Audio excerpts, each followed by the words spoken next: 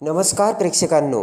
ठरलं तर मग मालिकेच्या येणाऱ्या भागामध्ये अतिशय जबरदस्त असा ट्विस्ट आपल्याला पाहावयास मिळणार आहे आणि त्यामध्ये प्रियाने केलेली एक चूक, विलासचा खून झाल्यानंतर पाठवलेला तो पोलिसांना मेसेज प्रियाला आणि दामिनीला खूप महागात पडून आता दामिनीने पुढची सगळी तयारी करत आता प्रियाला पुन्हा बोलावून प्रियाचे ब्लड सॅम्पल घेऊन दामिनी कशी प्रियाची DNA टेस्ट करते आणि प्रियाची DNA टेस्ट केल्यानंतर आता रविराजला बोलावून आता प्रियाच्या DNA टेस्टचे रिपोर्ट आणि तिने केलेल्या DNA टेस्टचे रिपोर्ट आता कसे वेगवेगळे येतात आणि त्यानंतर आता भर कोर्टात साक्षीला सोडवण्यासाठी प्रियाच्या गळ्यात विलासच्या खुनाची घंटा आता दामिनी कशी बांधते, प्रियाला दोषी मानून प्रियाने आत्तापर्यंतच्या दिलेल्या सगळ्या साक्षी खोट्या ठरवत प्रियानेच विलासचा खून केला हे दामिनी आता कसे कोर्टाच्या समोर आणण्याचा प्रयत्न करून साक्षीला सोडवते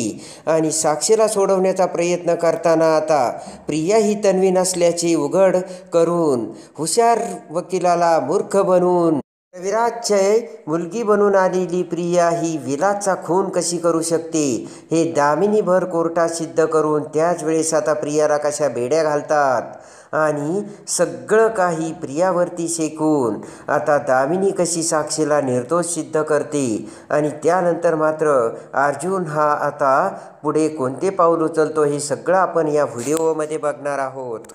त्यामध्ये आता प्रिया ही महिपतला घेऊन दामिनीच्या ऑफिसमध्ये आलेली असते आणि दामिनीने आता विलासच्या खुनाची सगळी सविस्तर माहिती प्रियाकडून काढून घेतलेली असते आणि त्यावेळेस आता प्रिया ही रविराजची मुलगी आहे की नाही ही शंका दामिनीला वाटलेली असते आणि प्रियाने विलासच्या खुनाच्या वेळेस एक खूप मोठी जी चूक केली ती म्हणजे विलासचा खून झाल्यानंतर प्रियाने 1 ते 1.5 तासानंतर जो पोलिसांना मेसेज केला आणि जर ते रिपोर्ट आता अर्जुनच्या हाती आले तर मग आता आपली काही खैर नाही आणि केस आता आपल्या हातातून निसटेल अशी भीती दामिनीला वाटून आता दामिनी पुढची भयानक चाल खेळते आणि दामिनीने महिपतला सांगितलेले असते की तुमची चेली जी आहे ना, तुमचा प्यादा तो खूप हुशार आहे, मोठमोठे अतिरेकी जी गोष्ट करू शकत नाही ना ती गोष्ट तुमची ही प्रिया किल्लेदार करते. मला ना या प्रियावरती संशय येतो. मला वाटतंय की एवढ्या मोठ्या हुशार वकिलाला या प्रियाने नक्कीच उल्लू आणि मूर्ख बनवले.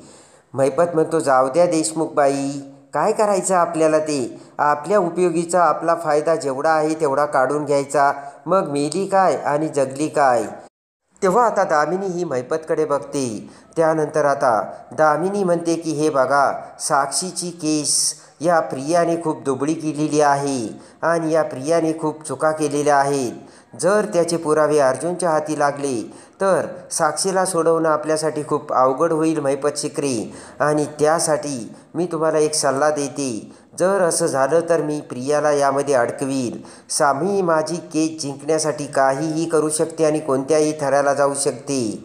तेव्हा आता महिपत म्हणतो की तुम्ही त्या प्रियाला आत्ता जरी फासावर चढवलं ना तरी मला काही फरक पडत नाही, फक्त माझ्या मुलीला साक्षी शिकरेला सोडवा. दामिनी म्हणते ठीक आहे, निघा आता तुम्ही. त्यानंतर आता दामिनीने मोठा भयानक प्लान केलेला असतो. अर्जुनच्या हाती जर हे सगळे पुरावे लागले आणि अर्जुन या सगळ्यापर्यंत जर पोहोचला तर त्या अगोदर आपल्याला प्रियाची DNA टेस्ट करायला हवी.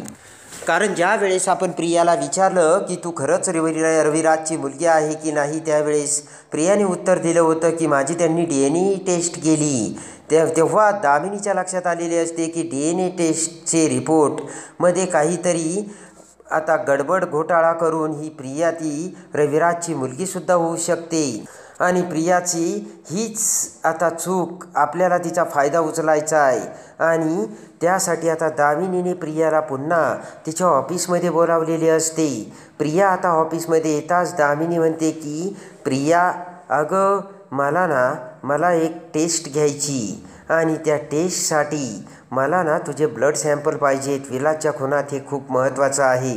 प्रिया तिला मात्र काही संशय येत नसतो आणि प्रियाने सहजासहजी आता तिचं ब्लड दामिनीला दिलेलं असतं. दामिनीने आता प्रियाची DNA टेस्ट केलेली असते आणि दामिनीकडे आलेले असतात ते प्रियाची खरी DNA रिपोर्ट आणि त्यानंतर ते रिपोर्ट बघून आता खरी खोट्याची परीक्षा घेण्यासाठी आता ताबडतोब दामिनी ही रविराजला बोलावते आणि आता प्रियाची सगळी खालखोल आणि सगळी चौकशी करते. दामिनी म्हणते, रविराज, तन्वी तुमची मुलगी आहे बरोबर, आणि तन्वी हरवली होती, त्यानंतर तन्वी ही तुमची मुलगीच आहे, हे कशावरून तुम्ही सिद्ध केलं?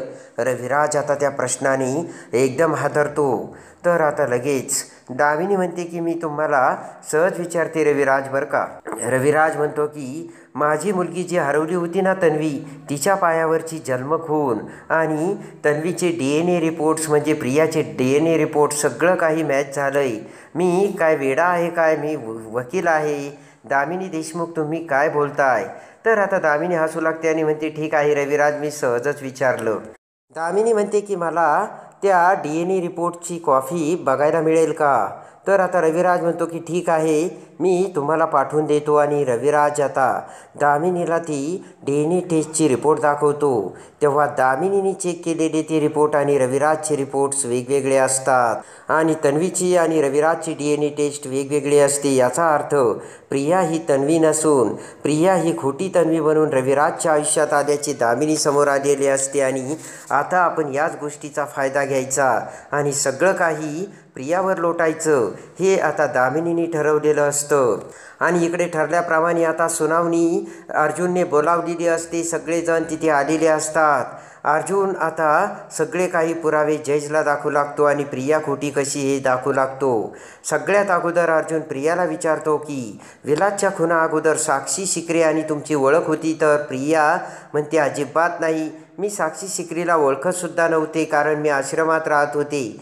जेव्हा तिला आश्रम घ्यायचा होता तेव्हाच ती आश्रमात आली आणि मी तिला बघितले. आणि लगेच आता अर्जुन म्हणतो की हे बरोबर आहे? तर प्रिया म्हणते की अगदी खरं. तर आता जजला अर्जुन ते सगळी साक्ष नोट डाऊन करायला लागतो आणि त्यानंतर आता अर्जुन म्हणतो की प्रिया ही खोटं बोलती. आणि त्यानंतर आता साक्षी आणि प्रिया ज्या कॅफेमध्ये आता एकमेकींसोबत गप्पा मारत होता, त्या कॅफेचे सगळे CCTV फुटेज अर्जुनने आता जजला दाखवलेले असते. आणि प्रिया खोटं बोलत होती, अगोदरपासून प्रिया आणि साक्षीची ओळख होती, हे सत्य आता अर्जुनने समोर आणलेले असते.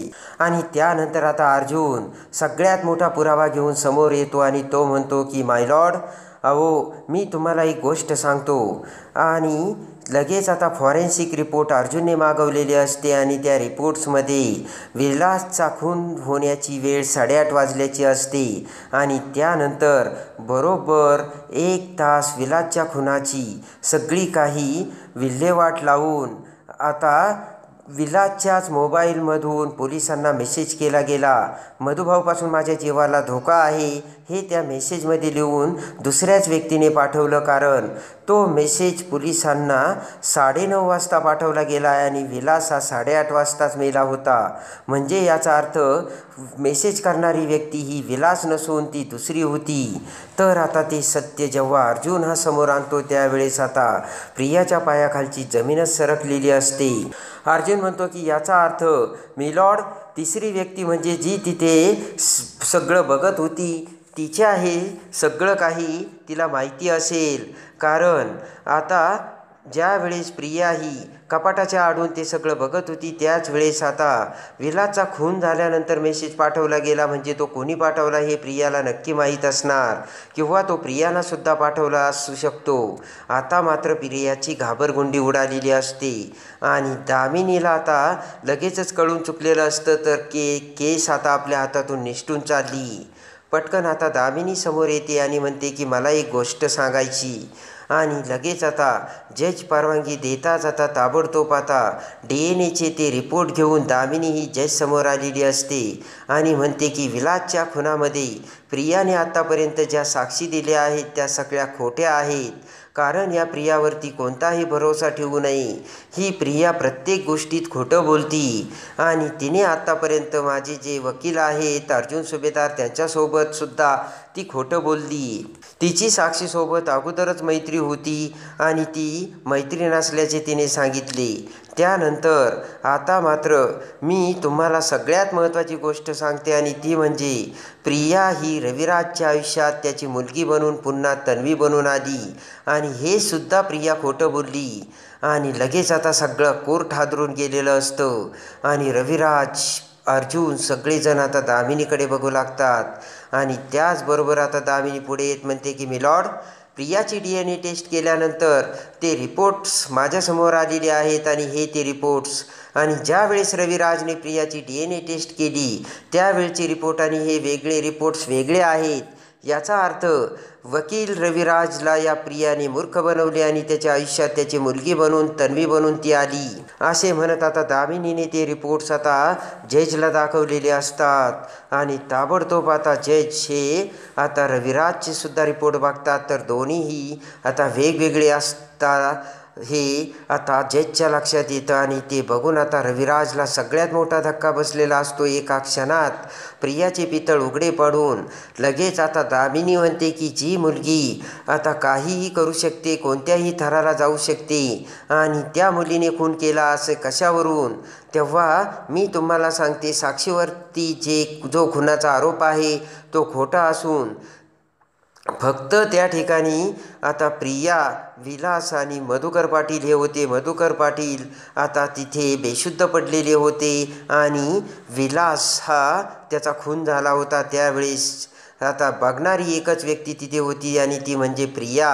म्हणजे प्रियानेच विलासच्या मोबाईलवरून मेसेज पाठवला आणि प्रियानेच खून केला असेल हे सत्य दामिनी जजसमोर सांगते आणि ते ऐकता सगळ्यात मोठा धमाका उडालेला असतो आणि साक्षीवरच्या खुनाची घंटा आता प्रियाच्या गळ्यात बरोबर अलगद आता दामिनीने अडकवलेली असते आणि आता अर्जुन आता बरोबर साक्षीनेच खून केला हे कसे सिद्ध करणार आणि आता प्रियावरती रविराज आता कोणती ॲक्शन घेणार आणि प्रियाला कोणती भयानक शिक्षा देणार हे बघण्यासाठी आणि ठरलं तर मग मालिकेच्या डेली अपडेटसाठी बेल नोटिफिकेशनवर क्लिक करून आपल्या चॅनलला लाईक करा, सबस्क्राईब करा.